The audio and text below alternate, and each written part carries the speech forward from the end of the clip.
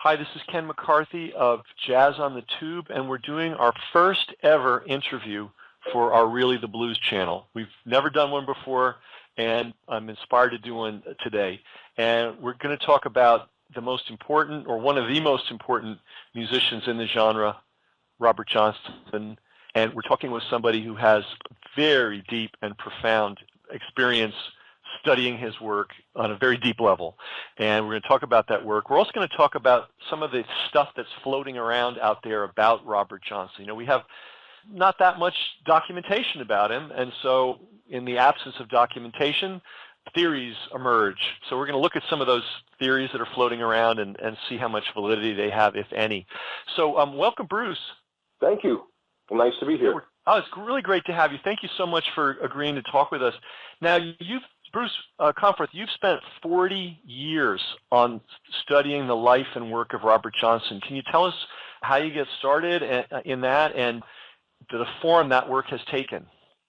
Sure. Well, I was fortunate enough to grow up at a great time and in a great place, the early 60s in and around Greenwich Village, New York. And so I was there for most of the folk revival.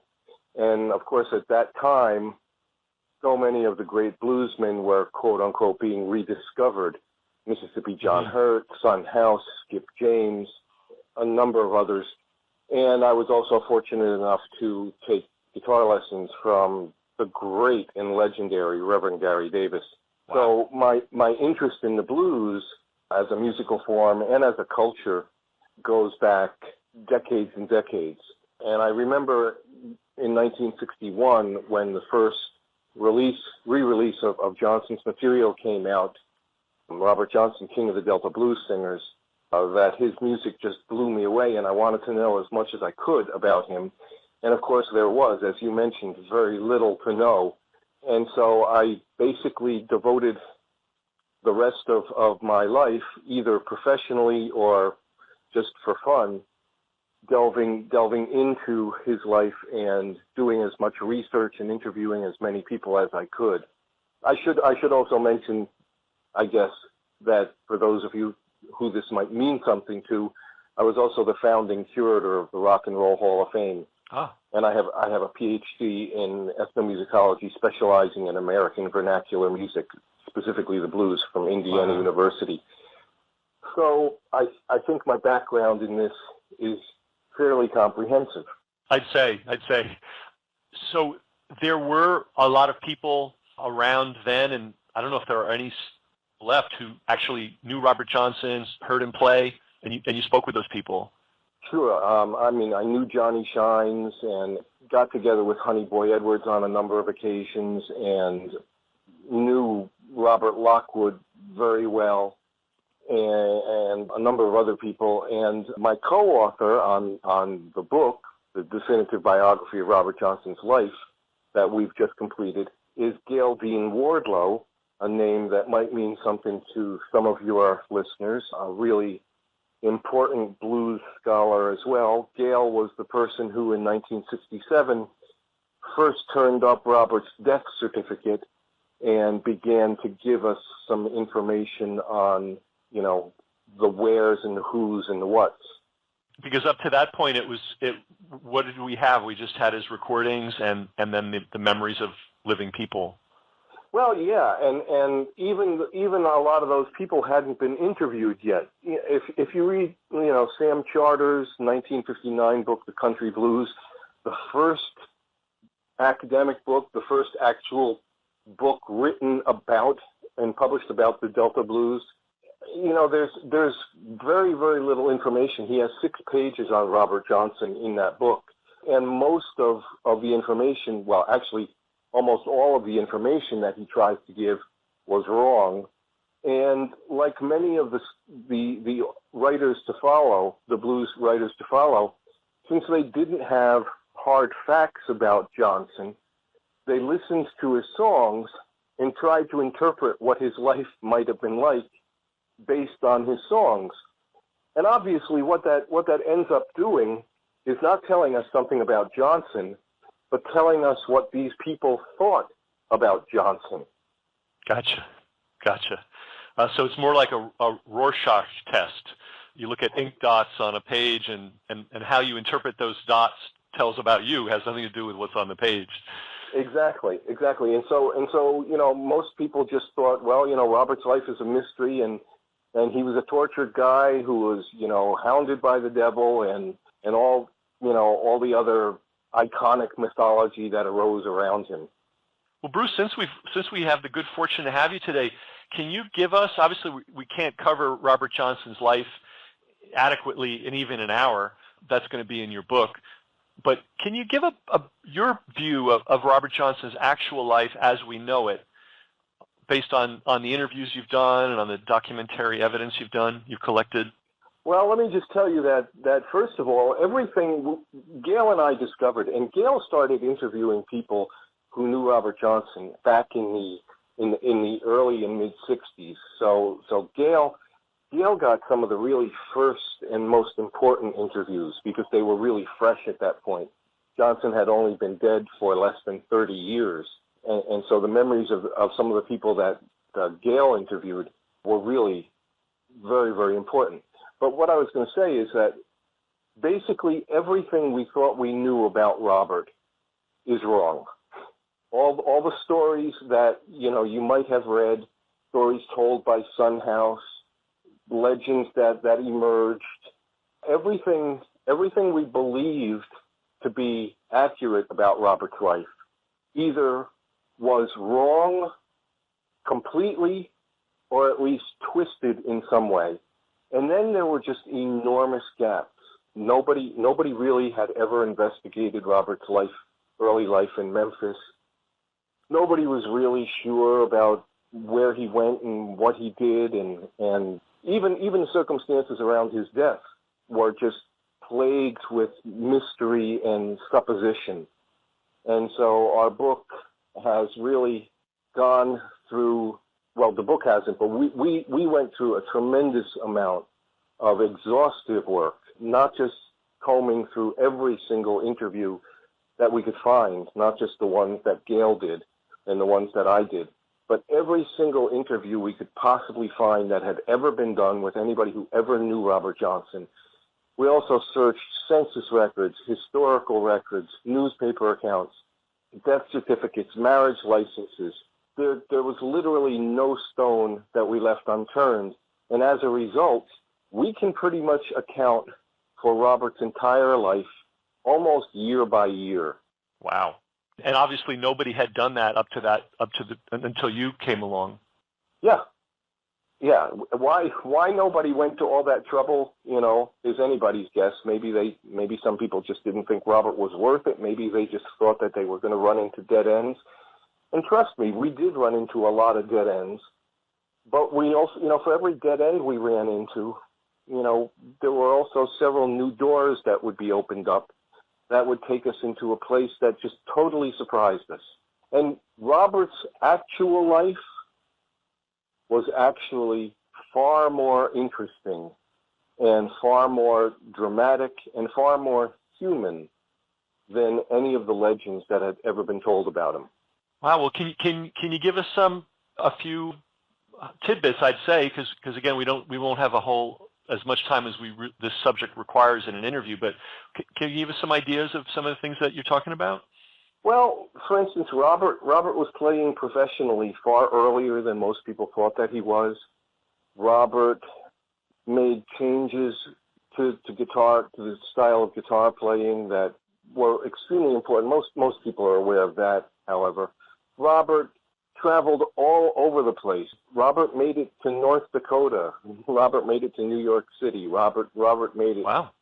Made it all over the United States. And this was kind of unusual for a blues musician at that time.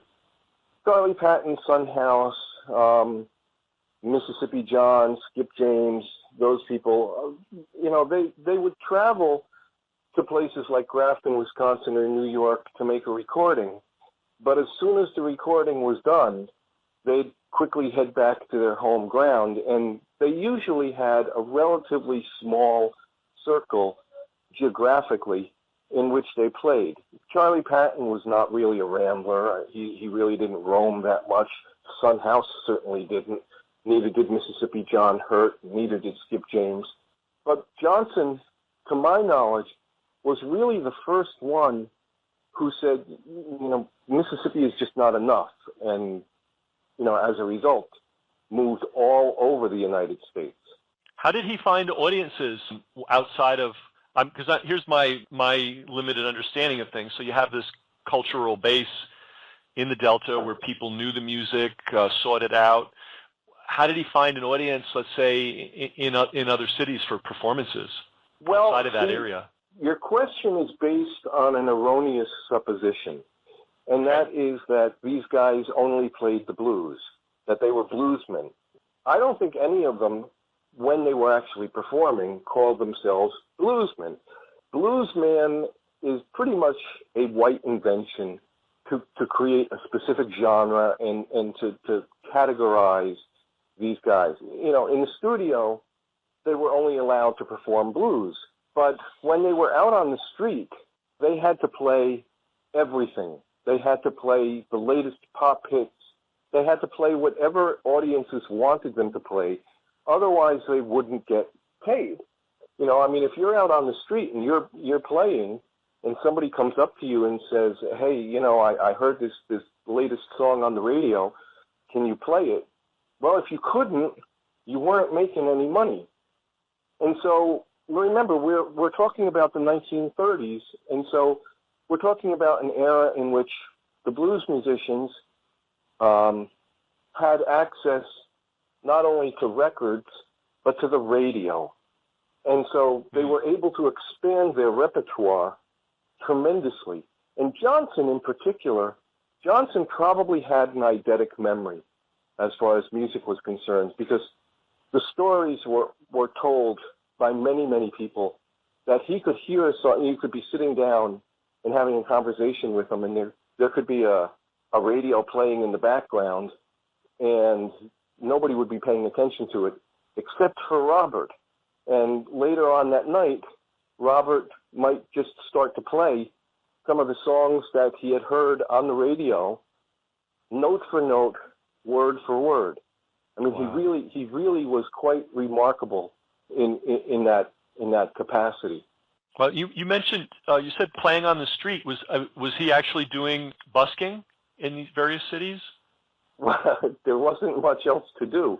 I mean, the way that you would get a job is you would hobo into a city, either by freight or bus or hitchhiking, and when you'd get there, you'd set up on the street and you'd start to play. And it was through playing on the street that you would hope that somebody who owned a juke joint or a tavern or whatever kind of establishment would hear you, or the word would travel to them that, hey, there's this guy, playing down on Howard Street, and he's really great, you should hire him. And that's how they got their jobs. It's a really interesting thing. Here's a little teaser for you about one of the things that we didn't necessarily know about Robert, and it won't be giving away too much from the book. But when Robert traveled to New York City, on the way he stopped off and was hired to play at an Italian wedding in Newark, New Jersey. Wow. And the guy was so versatile enough that he understood that he didn't necessarily have to know all the right songs. All he had to know is how to play the style. And he played apparently a whole lot of tarantellas that night. Whether or not they were actual, known tarantellas, or whether he just made them up, the fact was that he knew what timing they were in, that they were in a 6/8 time. And so as long as he played in a 6/8 time, it would sound like a tarantella. Gotcha. Wow. And I'm assuming that nothing other than Robert Johnson playing the blues was ever recorded. Exactly. Yeah. And so we just have no idea. I do have the names of a number of the popular hits that he used to play in those days, but none of them were ever recorded, and for good reason. I mean, think about it. You're a record producer. You've got this African-American musician coming in who's known for playing the blues. He comes in and he says, I want to record Oh Danny Boy. What are you going to say to him? Right. Hey, man, Right. Oh Danny Boy has already been recorded by a whole bunch of white artists. We don't need you, recording that song. We want you to play some blues. Gotcha. That's what the gig was. It was like, Exactly. hey, we need a blues guy. Can you do the blues? Yes, go to it. Wow. Can you talk a little bit about Johnson's education, musical education? Do you know anything about how he, learned in his early years as a kid? Well, again, without giving away too much, Okay. Robert, unlike a lot of his Delta contemporaries, Robert was much more educated. Robert went to school until he was at least 16 years old. He was a voracious reader. He loved to read anything that he could get his hands on. And there's no question that when he was in school, at least in Memphis, he did have music classes. So he was probably at least taught the rudiments of music formally. And then, of course, he had some great, great mentors. Who would have been a mentor to Robert Johnson? Well, somebody like Ike Zimmerman. Ike Zimmerman was a guitarist from Grady, Alabama, who moved down to southern Mississippi to work on Highway 51. And Robert happened upon him, and Ike took a liking to Robert, and Ike invited him to come and stay with him and his family. And Ike taught Robert a whole lot of techniques that added to his already existing abilities. Because, like I said, Robert was playing professionally much earlier than most people have any idea. Do you know? Did he come from a musical family?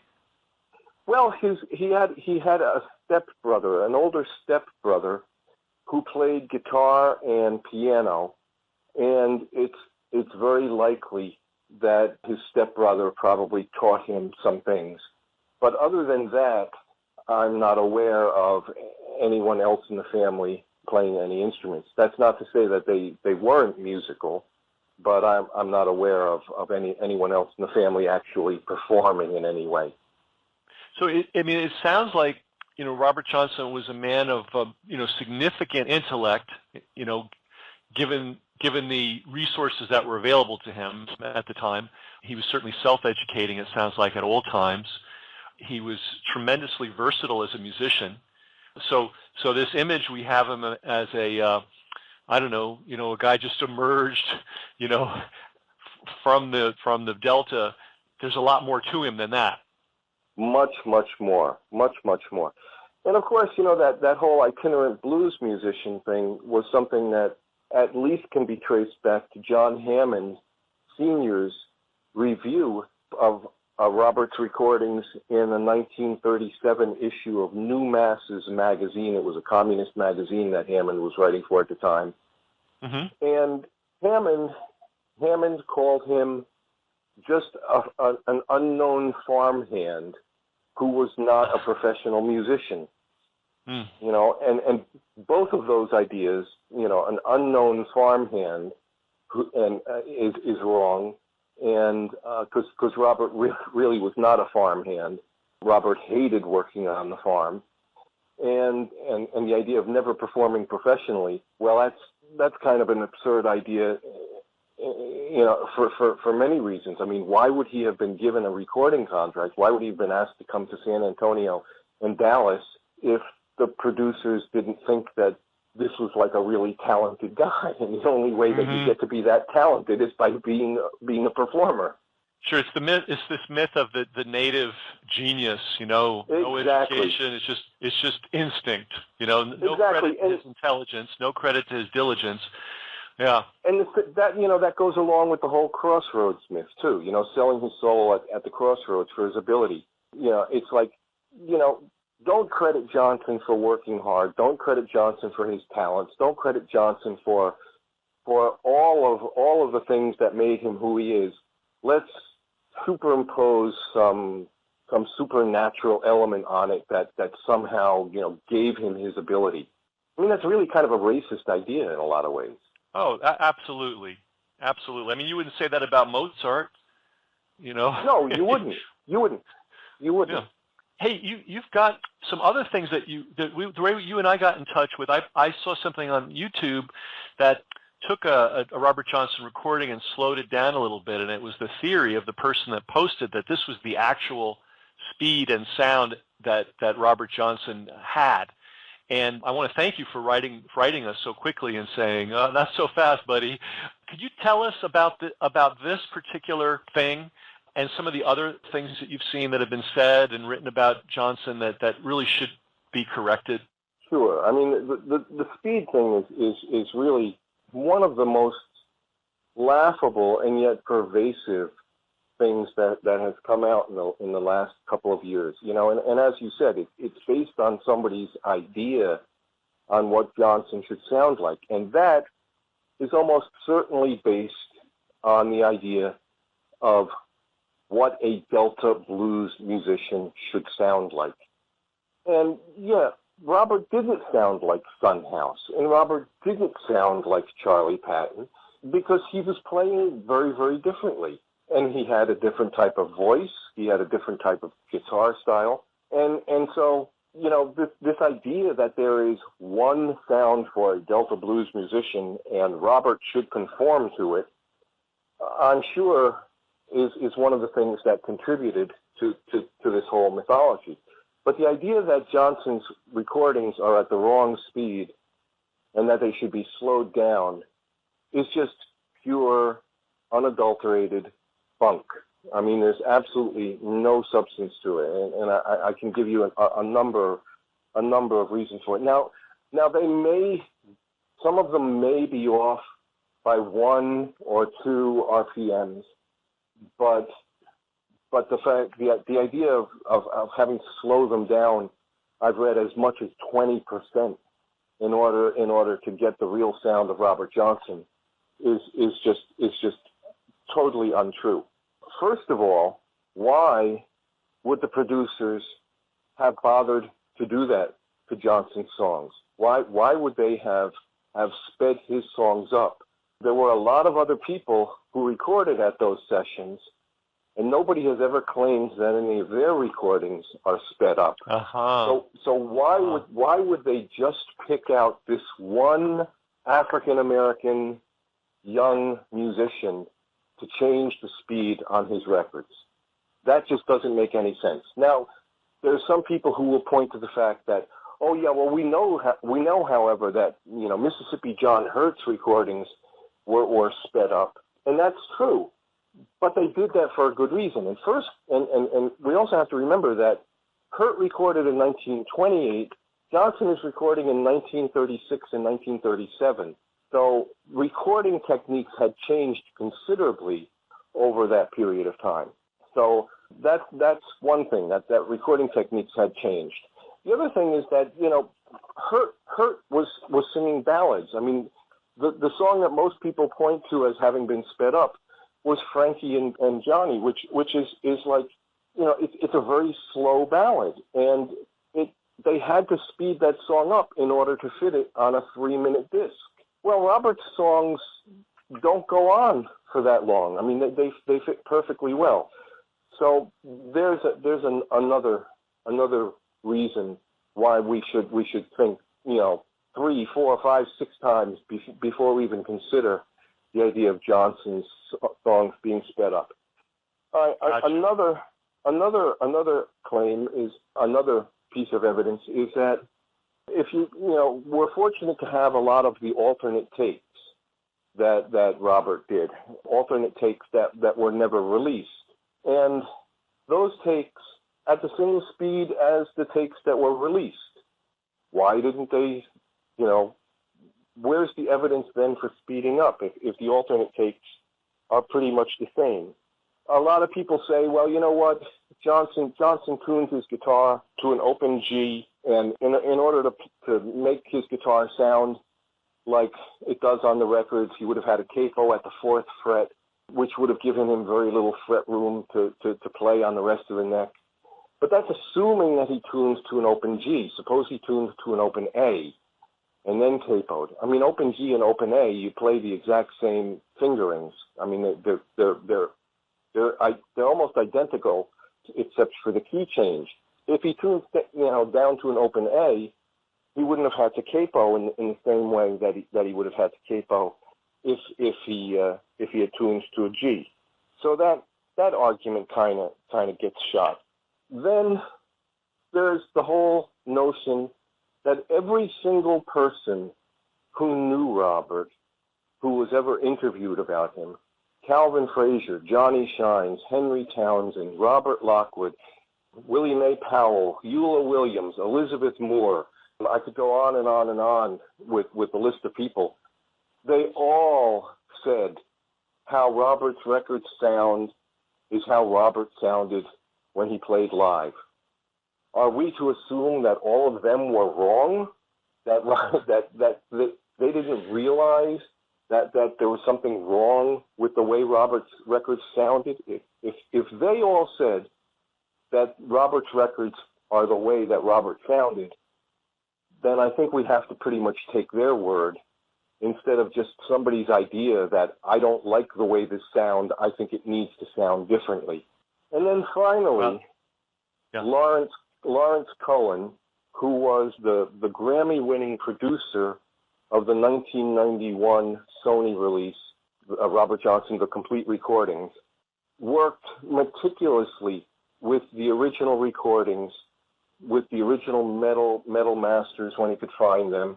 And the Sony engineer that I spoke to said that in listening to the original records, the original 78, that there is an audible hum, there's an audible electronic hum that they can track and they can tell what pitch it's at, and that all of those recordings were recorded at the correct speed, and the correct speed was 78.26 RPMs. Now, with all of that information, how much does the idea that Robert's records are recorded at the wrong speed and they need to be slowed down 20%, how much sense does that really make?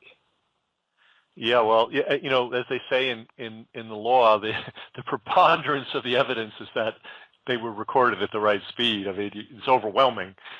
But this is all part of the business of Robert Johnson's fakery. That was the title of a piece I wrote for Living Blues magazine last year, and it's Robert has really become something of a cottage industry, and I think this is a kind of segues us into what you had mentioned earlier.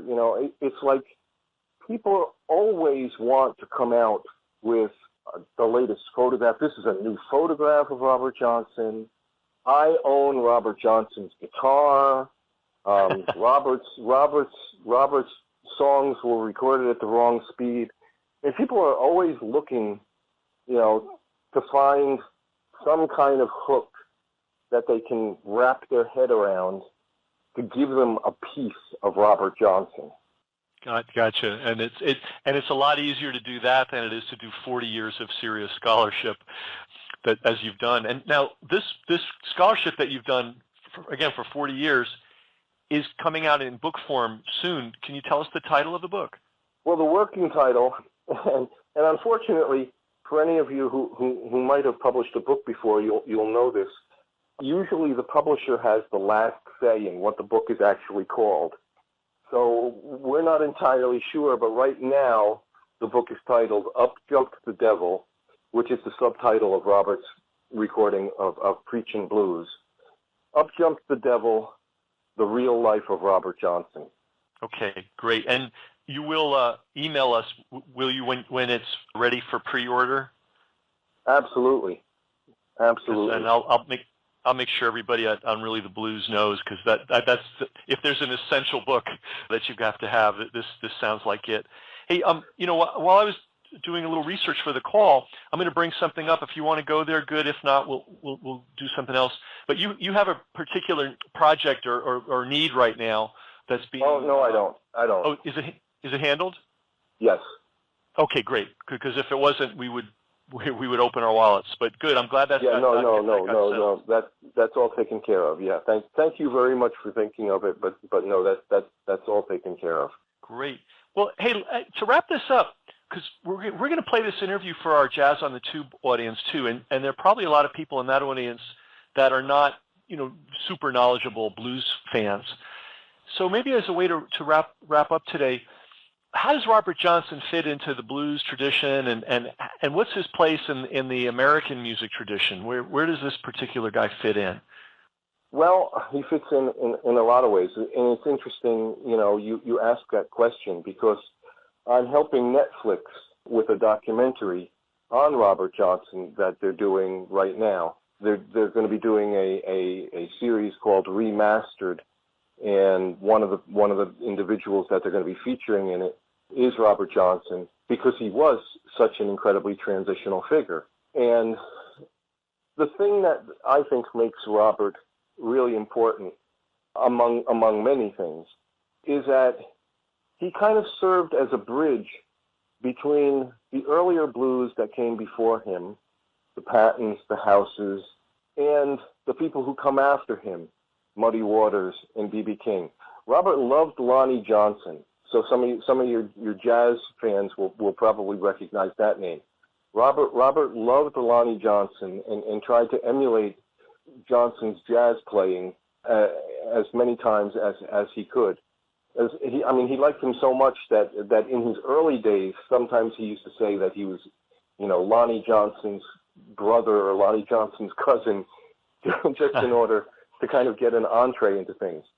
But Robert's music, I think, Robert's guitar playing can be identified in a couple of ways. First of all, he was the first, to my knowledge, blues guitarist. And again, I hate to use that word blues man, but look, the only recordings we have of him are the blues. And so that's the only playing that we really know about. But he was the first one to really make use of moving out of the first position on the guitar. Most other early blues musicians stayed primarily in the first position. For those of you who are not guitar players, that means playing all your chords down as close to the top of the neck as possible. But Johnson made chords all up and down the neck. He would use triads and partial chords all over the place, and that was a departure for many of the blues musicians at his time. A lot of them just weren't doing it. Secondly, he did what a lot of his contemporaries, Robert Lockwood, Johnny Shines, they all said one of the things that made Robert unique was that he played guitar like a piano. They used to say that anything you could do on a piano, Robert could do on the guitar. And we have a lot of precedents for that. People like Blind Blake, certainly could do that. But again, Blake was primarily a first position player. But it was the idea of playing the bass line and this alternating melody on top of it, so that it sounded like there were two guitars playing, not just one. Years later, when he was allowed to listen to one of Robert's recordings, or when one of Robert's recordings was played for him, Henry Townsend said, well, see that? There's two guitars playing there. There's two guitars playing there. And of course, there weren't. It was just Robert. So there's that element to his thing, to his playing. Robert also kind of, to my knowledge, introduced the riff as a primary component of a song. Now, that's not to say that riffs were not used prior to Robert, but Robert began to make riffs identifiable with certain songs. You hear the opening riff to Crossroad Blues, you know what song is coming, just as much as if you hear the opening riffs to Johnny Be Good, you know what song is coming. So Robert took that idea and said, I can use this as a signature. I can use this as a musical signature for my pieces. And that was important. And then the other thing is he was incredibly diverse, like I said. He could play anything. He played ragtime, he played blues, he played pop tunes, he played jazz standards. He played Italian weddings. He played Italian weddings, exactly. So Robert really takes all of the best of the stuff that came before him, kind of codifies it in this idea of what we come to think of as the modern blues form. And, Muddy jumps on that, and everybody else who follows Robert jumps on that, and then they take off on it from there. Wow. So really, really significant person in this genre. Yeah, and if go ahead. And by extension, a really significant person in all of American music, because my understanding is, all the rock and roll guitarists just idolize him. Yeah, and for good reason, because the guy did some really amazing stuff. And we haven't even spoken about his lyrics. I mean, he started to write lyrics that were very, very different than what had come before him. He started to write lyrics, with some very surrealistic imagery in them. I could tell the wind is rising, the leaves trembling on the trees. Beautiful stuff. I mean, he would paint word images with his lyrics, which the musicians who came before him, they just really weren't that concerned with. That they'd tell a story, but whether or not that story was picturesque or not probably didn't matter that much to them. Also, and here's the one other thing. Also, people like Patton or House or any of the others, they would add and subtract lyrics to their songs as they needed. I knew Son House, and I heard Son House perform something like Death Letter Blues probably 100 times, and each time he'd perform it, it would be different. Or a song like his Preaching the Blues. He'd add verses, subtract verses. Robert, on the other hand, Robert used to keep a notebook. Robert never went anywhere without a notebook. Another piece of his literacy and intelligence. And Robert, when he and Johnny Shines used to say this, and a lot of other people used to say it too. When Robert played a song, he played it the same way every time. He saw, I think Robert was the first, at least, blues musician, or at least one of the first, to consider a song, and I don't know whether I doubt whether he would have used these terms, but I'll use them, as a work of art. Mm-hmm. When a song was complete, it was an existing thing, and it wasn't meant to be tampered with. You don't add lyrics, you don't change lyrics, you don't subtract lyrics. Now, he had to do that on a couple of his recordings, probably because if the producer said, Robert, let's try that again, this time do it faster. Well, if he had to perform it faster and the song originally had 5 verses, well, maybe he'd have to knock off one of the verses. To fit the time limitations. Yeah, or conversely, if the producer said, Robert, do that again, this time do it slower, well, maybe he'd have to add a verse. But other than that, his takes are almost identical. And as I said, all the people who knew him said, when Robert played a song, he played it the same way every single time. That was a whole new idea, and I think that came from him listening to records and listening to the radio, because every time you heard a song on the radio, it was exactly the same way you heard it the last time. So why should his songs be any different? Well, it's interesting that you bring this up. A couple of months ago, I was reading a lot of books about classical piano training, and written by European guys. And one of the guys, and I wish I could think of his name, I can't put my hand on the book right now, very serious, serious as serious can be. And he said, look, Chopin wrote it this way. Play it. He figured out how to play it. Play it. Your job is to play it exactly as Chopin wrote it. It's been perfected. You do your improvisations in other areas and have fun and all that. But when it comes to this particular piece, it's been done. Get it right. And so it sounds like Robert Johnson came up with the same conclusion that the Western classical tradition came up with, which is if you have it right and you've worked everything out, don't screw with it. Yeah, exactly. And I really think Robert had that sense that, like I said, I don't know whether he would have called it art, but I think he had that sense that when he had a piece done, it stood on its own as a composition, and it wasn't to be tampered with. Wow, I'm so glad we had this conversation. Bruce, thank you for sharing the time with us today, and also thank you for the last 40 years of getting this story right, because this Robert Johnson, obviously a really significant human being that put a lot of time and energy and diligence and serious thought into the things he created.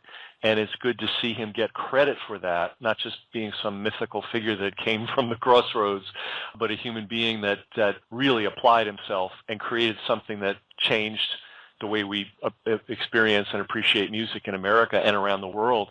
And do please, when your book is ready, even for pre-order, let us know, and we'll make sure everybody on the Really the Blues list and even Jazz on the Tube list knows, because you can't understand American music without understanding Robert Johnson, and you can't appreciate Robert Johnson with knowing the real details of his life and struggle to create the thing that we're calling art. He may not have had the opportunity to call it art, but clearly for us, it's high art.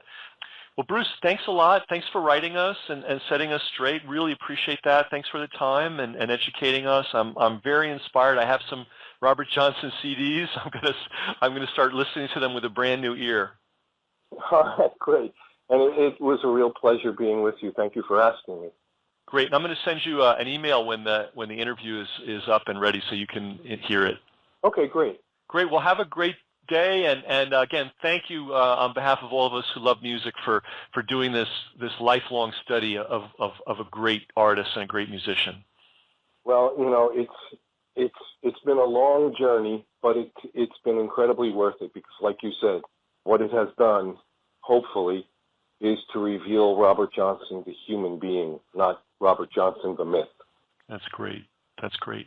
All right. Well, we'll catch you around the internet. All right, man. Thanks a lot.